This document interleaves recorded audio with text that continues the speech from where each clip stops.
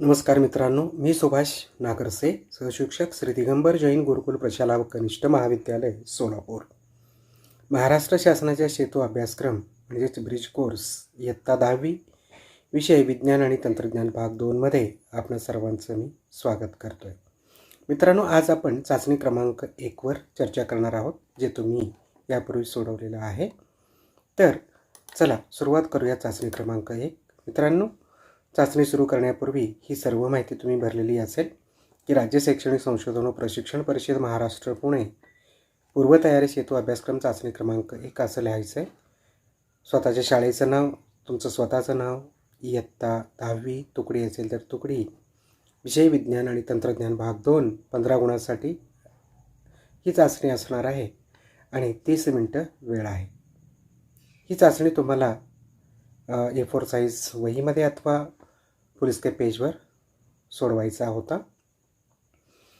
चाचणी सोडवण्यापूर्वी या सूचना तुम्ही वाचल्या असतील की सर्व प्रश्न सोडवणं आवश्यक आहे. आवश्यक तेथे शास्त्रीय व तांत्रिकदृष्ट्या योग्य नामनिर्देशित आकृती काढायची होती.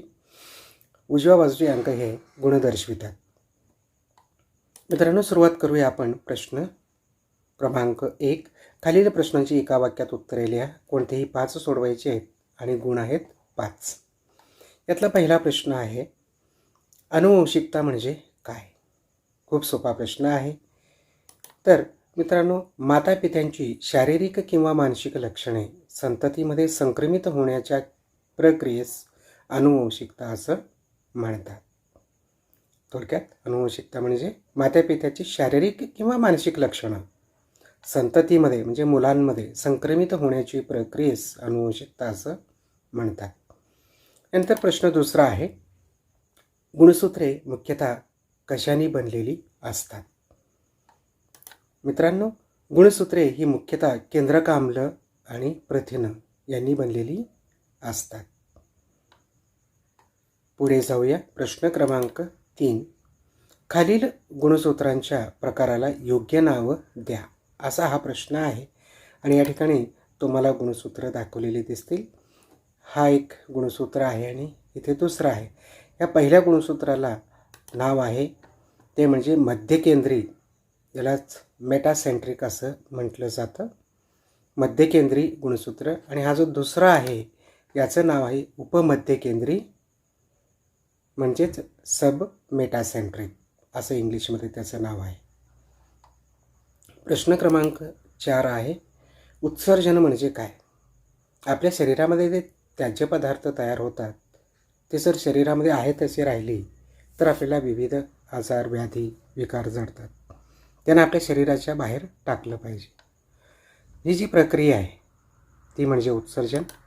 थोडक्यात नको असणारे घातक पदार्थ शरीराबाहेर टाकण्याची प्रक्रिया म्हणजेच उत्सर्जन होय, किंवा नको असणारे घातक पदार्थ शरीराबाहेर टाकण्याच्या प्रक्रियेला उत्सर्जन असं म्हणतात. पुढचा प्रश्न आहे, वनस्पतीमधील कोणते टाकाऊ पदार्थ मानवाला उपयुक्त ठरतात? वनस्पतीमध्ये मित्रांनो तसं पाहिलं तर बरेचसे टाकाऊ पदार्थ असतात, पण जास्त करून माणूस जे वापरतो आणि माणसाला जे उपयुक्त आहेत अशा पदार्थांचा आपण या ठिकाणी नावं लिहूयात. तर मित्रांनो, वनस्पतीमधील रबराचा चीक असेल, डिंक असेल, राळ असेल, हे वनस्पतीसाठी टाकाऊ पदार्थ आहेत, परंतु मानवाला मात्र खूप उपयुक्त आहेत. पुढे जाऊया. प्रश्न क्रमांक 6. चूक बरोबर ते लिहा. रक्तातून नायट्रोजनयुक्त पदार्थ बाहेर काढण्यासाठी कृत्रिम उपकरणाचा वापर केला जातो. ही प्रक्रिया म्हणजेच व्हॅस्युलेशन, ज्याला डायलिसिस असं म्हणतो आपण. मित्रांनो, हे खरं आहे की रक्तातून नायट्रोजनयुक्त पदार्थ बाहेर काढण्यासाठी कृत्रिम उपकरणाचा वापर केला जातो. ही प्रक्रिया म्हणजेच दुसरी तिसरी काही नसून व्हॅस्युलेशन आहे. म्हणजेच हे विधान बरोबर आहे, म्हणून उत्तर असेल बरोबर. पुढे जाऊया आपण. प्रश्न क्रमांक 7. सहसंबंध लिहा. 44 अधिक 1x यालाच आपण टर्नर सिंड्रोम असं म्हणतो. म्हणजेच 44 अधिक XXY याला काय म्हणलं जातं तर क्लाइनफेल्टर्स सिंड्रोम असं म्हणलं जातं. क्लाइनफेल्टर्स सिंड्रोम किंवा क्लाइनफेल्टर्स संलक्षण असं म्हटलं जातं. पुढे प्रश्न क्रमांक 8 सहसंबंध लिहा. 3 जर असेल तर ही एकसंकर पद्धत झाली. त्याचं ठिकाणी 9 3 असं जर असेल तर याला काय म्हणायचं?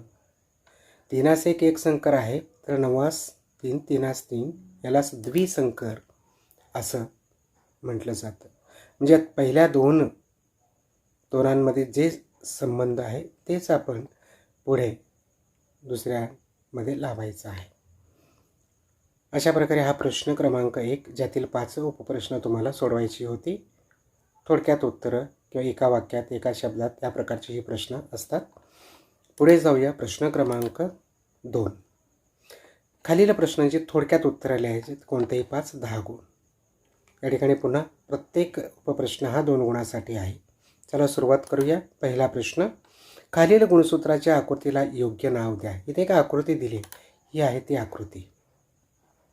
या आकृतीमध्ये तुम्हाला नावं द्यायची आहेत, योग्य नाव. आता हा पहिला आहे, याला काय म्हणतात तर हे आहे गुणसूत्र भुजा. हे आहे गुणसूत्र भुजा. हा जो दुसरा आहे याला नाव आहे पी भुजा, याला म्हणतात पी भुजा. या ठिकाणी आता तिसरा हा जो भाग आहे याला म्हटलं जातं गुणसूत्र बिंदू.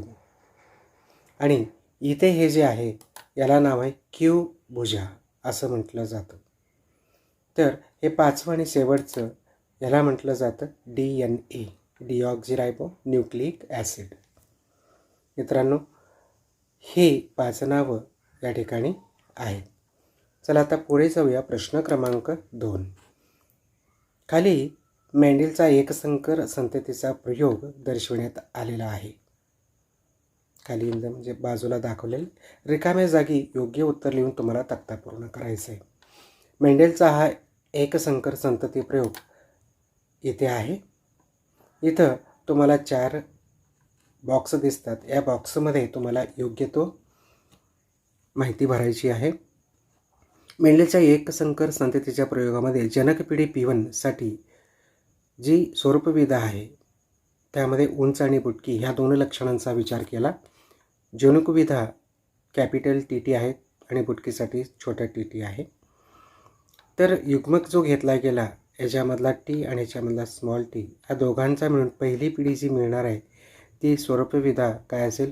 उंच असेल. कारण कॅपिटल Tचा या ठिकाणी विचार केला म्हणून कॅपिटल T स्मॉल t या ठिकाणी असणार आहे.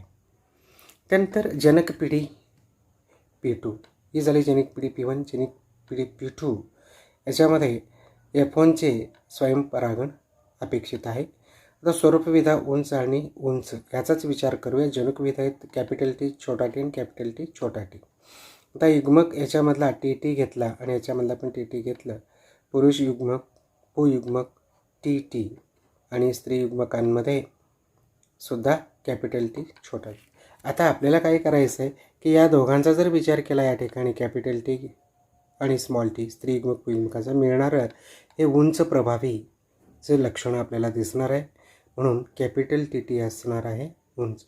आता स्त्री युग्मकातला कॅपिटल T आणि पुयुग्मकातला छोटा t या दोघांचं जर संकर झालं तर मिळणारं हे लक्षणं कसं असणार आहे? कॅपिटल T छोटा t आणि उंच असेल.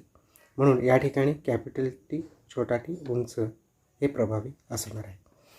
त्यानंतर आता या ठिकाणी इथं छोटा t आहे स्त्रीयुग्मकाचा आणि पुयुग्मकाचा कॅपिटल T. या दोघांचं जेव्हा संकर होईल त्यावेळी तुम्हाला या ठिकाणी काय मिळणार आहे? कॅपिटल T छोटा t म्हणजेच पुन्हा प्रभावी उंच असेल. यानंतर छोटा t आणि इकडचा पण छोटा t पुणे स्त्रीयुग्मकातला दोन्ही छोटे असल्यामुळं या ठिकाणी मिळणारं कॉम्बिनेशन जे आहे ते TT असेल. छोटा t आणि पुन्हा छोटाच t आणि ते बुटकी ही लक्षणाचं किंवा हे प्रभावी लक्षण या ठिकाणी तुम्हाला दिसणारे अप्रभावी असेल ते. तर मित्रांनो, अशा प्रकारे हे 4 बॉक्समध्ये तुम्हाला माहिती भरायच्या होत्या. आता पुढे जाऊया. प्रश्न क्रमांक 3. थोडक्यात माहिती लिहा. डाऊन सिंड्रोम यालाच मंगोलिकता असं म्हटलं जातं. तर मंगोलिकता हे एक डाऊन सिंड्रोम आहे. बघा, गुणसूत्रातील अपसामान्यतेमुळे उद्भवणारी ही डाऊन्स सिंड्रोम किंवा मंगोलिकता ही एक विकृती आहे. ही प्रामुख्याने अपसामान्यता गुणसूत्रातील अपसामान्यतेमुळे उद्भवणार आहे. या विकृतीमध्ये अर्भकाच्या शरीरातील सर्व पेशींमध्ये 21व्या गुणसूत्राच्या जोडीबरोबर एक अधिकचे गुणसूत्र असतं. त्यामुळे अशा अर्भकात 46 ऐवजी 47 गुणसूत्र दिसतात. अशी बालकं शक्यतो मतिमंद व अल्पायुषी असतात. मानसिक वाढ खुंटणे हे सर्वात जास्त ठळक वैशिष्ट्य म्हणून या डाऊन सिंड्रोमचं आपल्याला सांगता येईल. याशिवाय इतर वैशिष्ट्यांमध्ये कमी उंची असणं, पसरट मान असणं, चपटं नाक असणे, आखूड बोटं असणे, आडवी एकच हस्तरेखा असणं, डोक्यावर विरळ केस असणे इत्यादी सोबतचे यांचे अपेक्षित आयुर्मान देखील 16 ते 20 वर्षच असतं. यांच्या चेहऱ्याची ठेवणी मंगोलियन व्यक्तीसारखी असते, म्हणून हा जो सिंड्रोम आहे याला मंगोलिकता असंही म्हटलं जातं. मित्रांनो, पुढे जाऊया आपण. प्रश्न क्रमांक 4. खाली मानवातील काही वैशिष्ट्ये दिलेली आहेत. त्यांचे प्रभावी आणि अप्रभावी असं आपल्याला वर्गीकरण करायचे आहेत. या ठिकाणी दुमडणारी जीभ, हातावर केस असणं, न दुमडणारी जीभ. चौथा आहे काळे व कुरळे केस, हातावर केस नसणं, कानांची चिकटलेली पाळी, भुरे व सरळ केस असणं, कानांची मोकळी पाळी. असं ही लक्षणे दिलेली आहेत. त्याच्यामध्ये प्रभावी आणि अप्रभावी असं आपल्याला वर्गीकरण करायचं आहे. पहिल्यांदा आपण विचार करूया प्रभावी वैशिष्ट्ये, की ज्यामध्ये दुमडणारी जीभ असणार आहे, हातावर केस असणं, काळे व कुरळे केस असणं, कानांची मोकळी पाळी. ही लक्षणं ही प्रभावी वैशिष्ट्ये म्हणून सांगता येईल. आणि अप्रभावी वैशिष्ट्ये म्हणून आपल्याला न दुमडणारी जीभ, हातावर केस नसणं, कानांची चिकटलेली पाळी, बुरे व सरळ केस असे सांगता येतील. मित्रांनो, आपण आता प्रश्न क्रमांक 5कडे वळूया. आकृतीत दिलेली RNAचे प्रकार ओळखून लिहायचे. या ठिकाणी 2 RNA दिलेले आहेत. ते कोणत्या प्रकारामध्ये मोडतात ते आपल्याला सांगायचं आहे. ह्या 2 आकृत्या आहेत ते. ही जी पहिली आकृती आहे ही mRNA आहे, मेसेंजर RNA, रायबोन्यूक्लिक ॲसिड mRNA आहे. आणि ही दुसरी जी आहे ती tRNA आहे, ट्रान्सफर RNA. असं एकंदर ह्या 2 प्रकारचे RNA आहेत. आपण पुढे जाऊया. प्रश्न क्रमांक 6, ज्याच्यामध्ये तुम्हाला मानवामध्ये कोणकोणते अवयव टाकाऊ पदार्थाचे उत्सर्जन करतात. सगळ्यात महत्त्वाचा प्रश्न आहे आपल्या शरीराच्या दृष्टिकोनातून. कोणकोणते अवयव आहेत की जे आपले टाकाऊ पदार्थाचं उत्सर्जन करतात.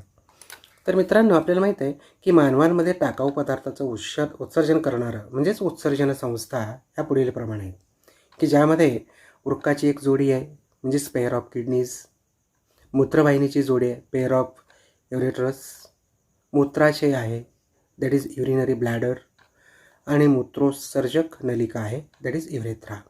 ह्या 4 अवयव ह्या टाकाऊ पदार्थाचं उत्सर्जन करत असतात. या 4चं काम एकत्रितपणे मिळून चाललेले असतात, एकमेकांवर अवलंबून आहे. ते सुसंगत काम ह्या 4ही अवयव करत असतात. पुढे जाऊया. प्रश्न क्रमांक 7. वर्णकहीनता या जनुकीय विकाराचं कारण काय असेल? या विकाराची लक्षणे कोणती ते लिहायची. वर्णकहीनता. मित्रांनो, वर्णकहीनता ही एक जनुकीय विकार आहे. बघा, जनुकीय विकारांमुळे वर्णकहीनता येते. या विकारामध्ये शरीर मेलॅनिन हे वर्णक म्हणजेच रंगद्रव्य तयार करू शकत नाही आहे. वर्ण म्हणजे रंग. मेलॅनिन तयार करू शकत नाही आहे, म्हणून तर वर्णकहीनता हा विकार जडतो. याची लक्षणं कोणती आहेत बघा. या लक्षणांमध्ये आपल्याला ते डोळे, त्वचा आणि केस यांना मेलॅनिन या तपकिरी रंगाच्या वर्णकामुळे रंग येत असतो. वर्णकहीन व्यक्तीची त्वचा निस्तेज आणि केस पांढरे असतात. दुसरं लक्षण.